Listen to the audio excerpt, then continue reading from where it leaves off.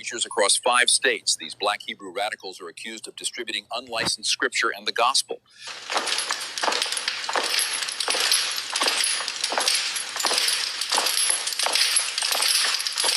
Repeat, Tehran has launched nuclear strikes against Zionist settlements. We believe this is the beginning of World War III. We are out of here! Reporting live, tensions have reached a breaking point in the Valley of Jehoshaphat, and we've just received confirmation of a new. Our apologies for the interruption. We're experiencing unprecedented interference. Let's cut straight to the battlefield. We are mobilizing to scatter the new threat. Move! Move! Move!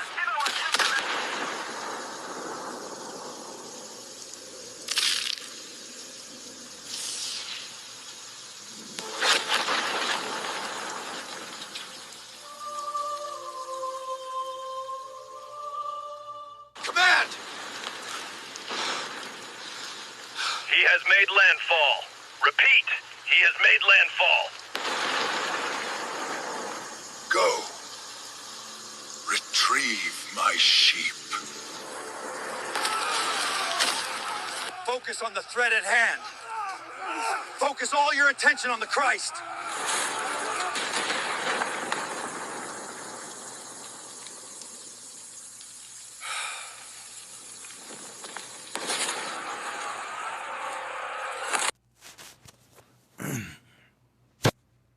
This is 2 Corinthians 11:4. For if he that cometh preacheth another Yahawashi, whom we have not preached, or if you receive another spirit, which ye have not received, or another gospel, which ye have not accepted, ye might well bear with him. First and foremost, I'd like to give all praises, honor, and glory to Yahweh, Ba'ashem, Yahawashi, Ba'ashem, Rakah Kodash. Double honors to the apostles and elders of Great Millstone. Salutation to you, Akim, pushing his work with truth, sincerity, with charity. Presenting your bodies as a living sacrifice. We who are ready to live salute you. All right, so I just want to go into this lesson. All right, and I'm gonna call it the danger the dangers of misrepresenting the Lord. All right, or the dangers of misrepresenting Yahawashi. All right, Yahawashi, Yahawashi. All right. All right, and we're supposed to preach, Yahawashi. All right, as the fact, this is John 7:38. He that believeth on me, as the scriptures have said, as the scripture has said, out of his belly shall flow rivers of living water. All right. And a lot of these guys that claim to be Israelites, they don't have that living water, man. All right. And we're to preach Yahawashi as the scriptures have said, man. All right. See, these guys are preaching another Yahawashi. They're not even preaching Yahawashi. All right. They're not pushing, and it's funny that they could do all this, all this AI shit. They can sing, they can dance, they can march, they can travel fucking around the entire planet, but they can't teach the name. All right, these guys ain't got it. And basically what they're doing is they're preaching another Lord, man. And they're commercializing. They're attempting to commercialize the Lord, man. All right, they're making him into this character, All right, they're preaching the Lord that they're preaching Christ, okay. All right, and Christ, Christ, he's okay with everything, right? Christ is okay with you having sex on the Sabbath, right? With you defiling the Sabbath, not keeping it holy. Christ is okay with all that, right? Christ is okay with you teaching false doctrine, man. But these people are misrepresenting and belying the Lord, man. proving that they're enemies of the Lord, man. All right. And he's gonna recompense this, you know what I'm saying? Because scriptures don't say that he's gonna come down on the ground, man. Scriptures tell you clearly how the Lord's coming, man. In fact, let me get it. All right, this is Second Ezra's 13:1. And it came to pass after 7 days, I dreamed a dream by night, and lo, there arose a wind from the sea that it moved all the waves thereof. I beheld, and lo, that man waxed strong with thousands of heaven. And when he turned his countenance to look, all things trembled that were seen under him. All right, so he's going to be in the sky. All right. And whensoever the voice went out of his mouth, all they burned that heard his voice, like as the earth faileth when it feeleth the fire. And this is talking about the chariot, because he's coming on a chariot, man. All right, the way Ezra is seeing it is that he's coming with a chariot and he's going to be standing on it. And after this, I beheld, and lo, there was gathered a great multitude of men out of number from the four winds of heaven to subdue the man that came out of the sea. All right. So yeah, he's coming with a chariot. Basically what it's saying, he's coming with a chariot. All right. He's not going to be on the ground. That's the point that I'm making. All right. But I beheld, and lo, he graved himself a great mountain and flew upon it. But I would have seen the region or place thereof, the hill was graven, and I could not. So he flew upon that chariot, man. All right.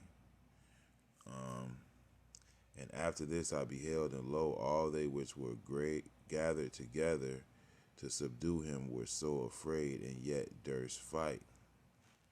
And lo, as he saw so he's going to be on the chariot, man, and all these nations are going to try to fight him, in the chariots, right? And lo, as he saw the voice of the multitude that came, he neither lifted up his hand, nor held sword, nor any instrument of war, right? So he's not going to be on the ground killing people with his hands, man, when he returns, man. He's going to be on that chariot, man. And that chariot is going to blast these people. But only I saw that he sent out of his mouth as it been a blast of fire, and out of his lips a flaming breath, and out of his tongue he cast out sparks and tempests. All right. And they were all mixed together, the blast of fire, the flaming breath, and the great tempest, and fell with violence upon the multitude which was prepared to fight, and burned them up every one, so that upon a sudden of an innumerable multitude nothing was to be perceived, but only dust and smell of smoke. When I saw this, I was afraid. So that's how the Lord's coming. Now, Jake will use this scripture. Hold on. This is Isaiah 63:1. Who is it that cometh from Edom with dyed garments from Bozrah? This that is glorious in his apparel, traveling in the greatness of his strength. I that speak in righteousness, mighty to save. Now, this is this vision, what I'm saying, Isaiah is having, now, or how he's explaining it, it's very symbolic, all right, because the Lord is not going to literally be walking with bloody garments, all right, from Edom, all right. It's not literal. It's talking about how he's going to slaughter these heathens, man, mainly Esau, Edom, all right, with the chariots, all right, because that's the war in heaven, all right, a future prophecy. Wherefore art thou red in thine apparel, and thy garments like him that treadeth in the wine fat? I have trodden the winepress alone, and of the people there was none with me. For I will tread them in my anger, and trample them in my fury, and their blood shall be sprinkled upon my garments, and I will stain all my raiment. All right. So this is not literal, man. You know. All right. In fact, let me get another scripture. Right. So that was symbolic. Just like when the scripture talks about in Revelations, it said there shall be blood to the horse's bridle. Doesn't mean it's gonna be a big ass tidal wave of blood. All right, man. It's just symbolic of the slaughter that's gonna happen, man. All right, these are spiritual things, man. I'll just use this scripture for an example. Ezekiel 32:2, Son of man, take up a lamentation for Pharaoh, king of Egypt. Say unto him, thou art like a young lion of the nations. Thou art as a whale in the seas, and thou camest forth with thy rivers, and troublest thy rivers with thy feet, and foulest their rivers. All right, all right. Now we use this to spiritually apply it to the new Pharaoh, the new king of Egypt, which would be the elites. All right, the elites. All right, they would also be the modern day Chaldeans. All right, these things can spiritually apply to them now. Right.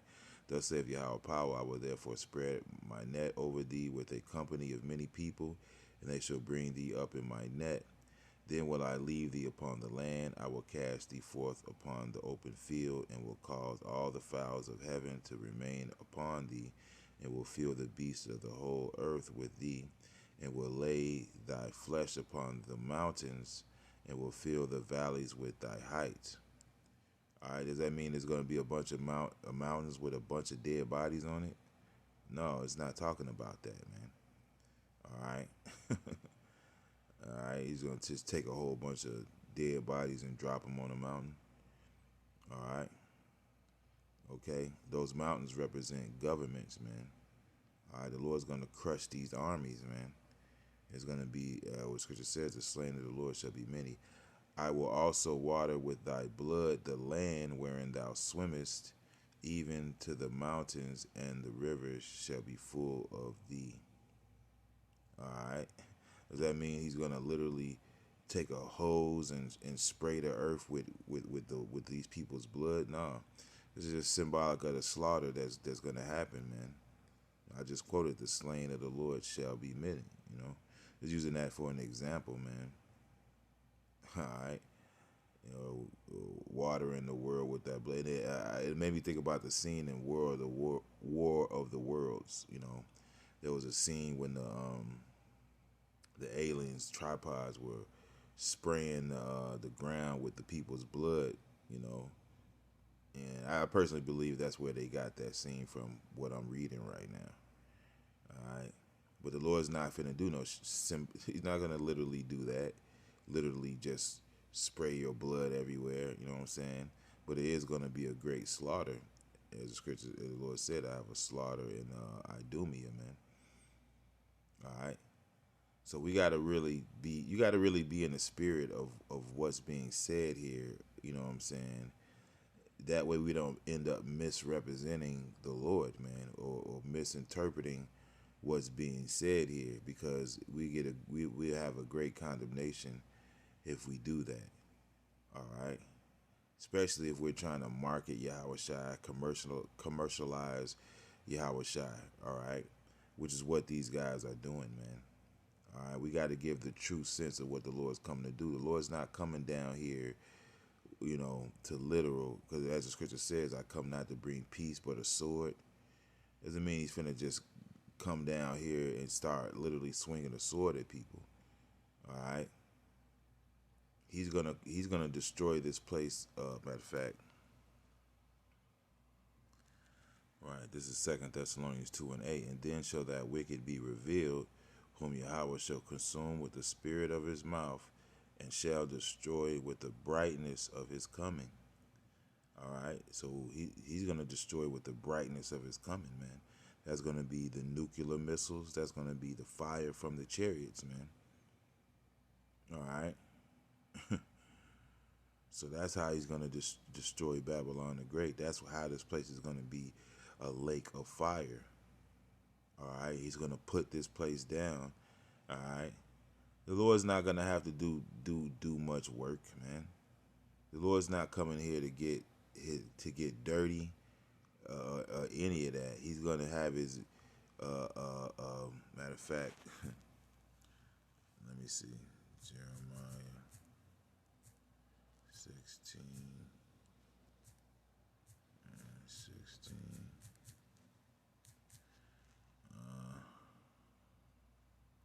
This is Jeremiah 16 and 16. Behold, I will send for many fishers. All right. So right now, the men of the Lord are fishing. Right.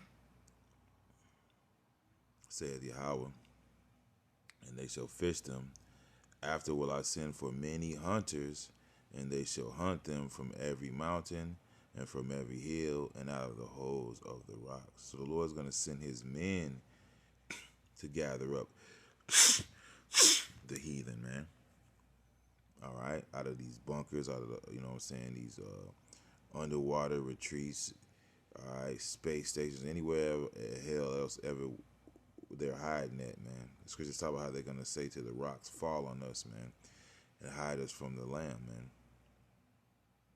So that's how the Lord's coming, man. You know, the Lord's not coming to get himself dirty. He has his men to do that. All right. Lord willing, we be a part of that number. You know, we be a part of that cleanup crew, man. All right. But we can't misrepresent the Lord, man. All right, because basically what you're doing is you created an idol, man. And that's what these guys have done. Idols.